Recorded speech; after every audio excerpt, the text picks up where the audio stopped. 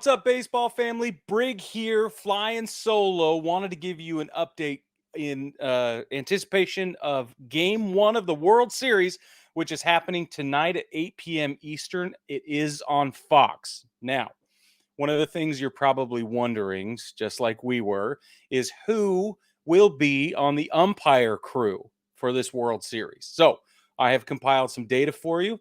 Let's get into it really quick right now. First things first, if you haven't yet, jump in there, hit the like button, hit the subscribe button, hit the bell if you'd like, so you can get updates on everything that we are doing, not only during the season, but we produce content year round, and we will always continue to bring you the best baseball content available. All right. Game 1, home plate umpire will be none other than DJ Rayburn. DJ Rayburn was rated 62 out of a total 86 umpires during the regular season. We've got a picture of him here in case you were wondering what he looks like, because that's my thing. I know what they look like, but I'm not always familiar with the names of the umpires. We've got the umpire scorecards in the center and on the right. And what you would need to know about DJ Rayburn, this was the most previous game that he officiated behind the plate. So it was Minnesota versus Houston, ALDS game 2. He has postseason experience. During that game, his overall accuracy was 92%. Overall consistency, 92%. His called ball accuracy, 91%. Called strike accuracy, 94%.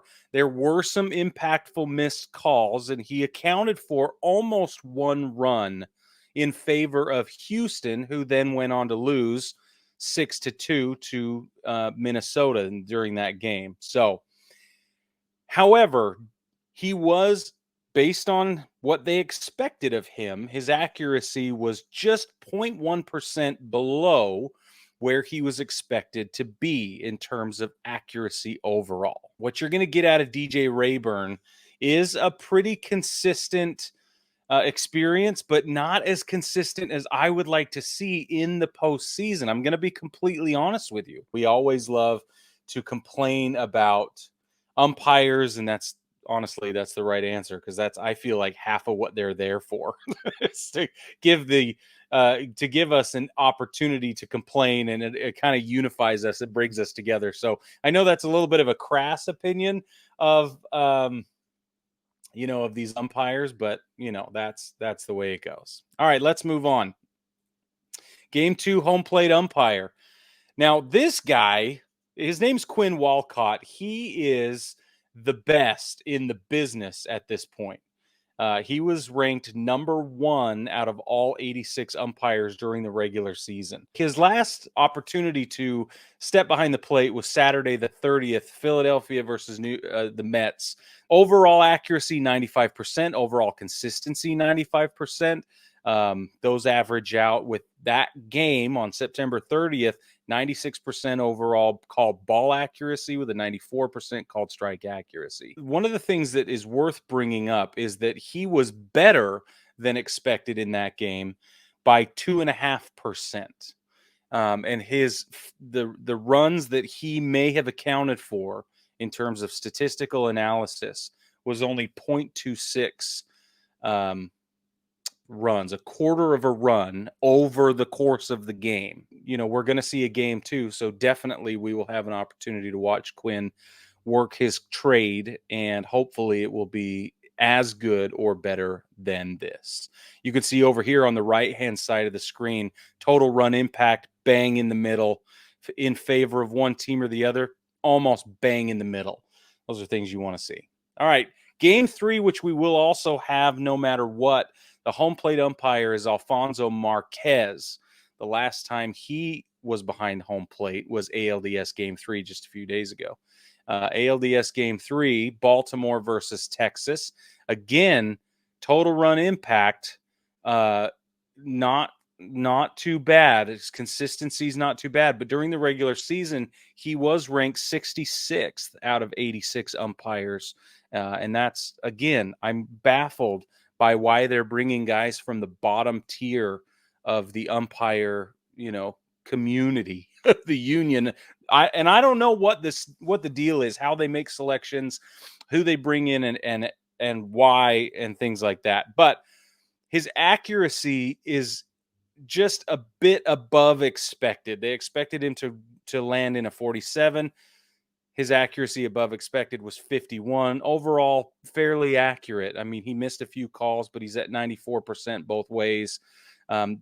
The average called strike accuracy around the league is listed at about 88%. So he's above average there at 94%. Now, again, this is just during the one game. So who knows what that will be game to game, especially with the big swing from 88% called strike accuracy league wide to the 94 he brought to the game that day. So it'll be really interesting to see what game 3 turns out to be. Not that I'm knocking Marquez. It's just going to be interesting to see. Speaking of interesting, this is David Rackley. David Rackley did officiate NLDS game 4 this year behind home plate, Atlanta versus Philadelphia. Overall favor, negligible. Almost zero. He didn't account for any runs based on his calls. Again, if we look at that overall called strike accuracy in the league is 88%. This dude showed up with an 89%, which is not my favorite. And obviously that could account for any number of problems during the game. You can see over the right his game percentile rankings. None of them are on the middle.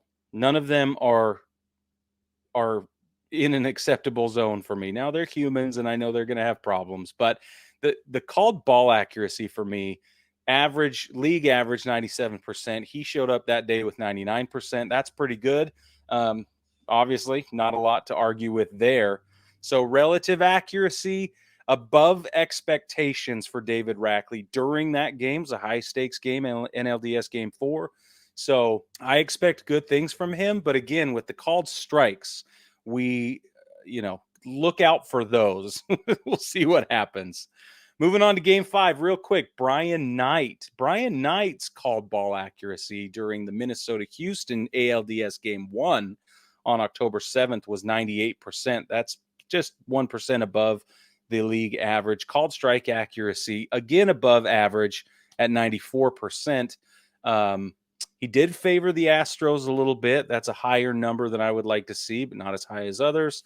Relative accuracy was more accurate than expected at almost 4%. First of all, I think we're going to end up with a game 5. So I do think we're going to end up seeing Brian Knight behind the plate. He was 48th out of 86 overall, right there in the middle of the crowd during the regular season. I think why not put Quinn Walcott back there for another game? I know he's got to rotate and they've got rules and things like that, but if we end up with a game 6, a lot of people are saying we will see a game 6. We're going to end up with Vic Carapazza. Vic Carapazza also a little shaky as far as producing runs or accounting for runs in favor of one team or the other. It's mostly negligible on that.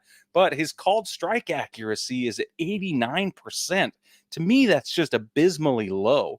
That's we can't have that, especially if it ends up in a game 6 scenario. We want the person who is the most capable in that high leverage situation. He calls the balls pretty accurately overall. So Tuesday, September 26th is Washington versus Baltimore is where this game data was pulled from.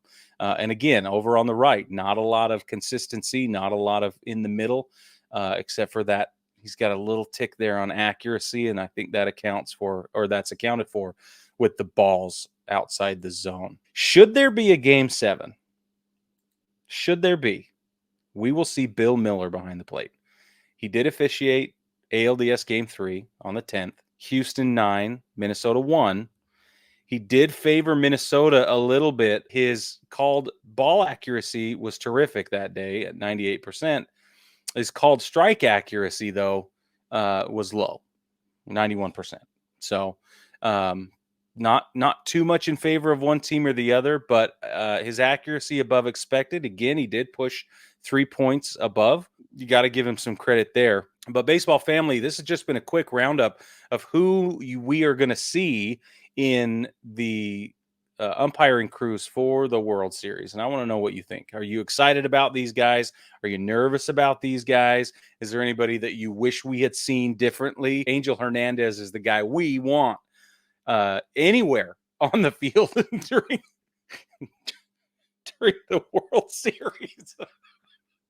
Certainly he feels that way. If you do not understand that tongue was firmly in my cheek there, then you need to watch more of the show, which you can do on YouTube. We're also available anywhere you get your podcasts. So like I said, subscribe. You can rate and review us, especially on Apple Podcasts. That helps out a lot. But baseball family, stay tuned 8 p.m. tonight for Game 1 of the World Series.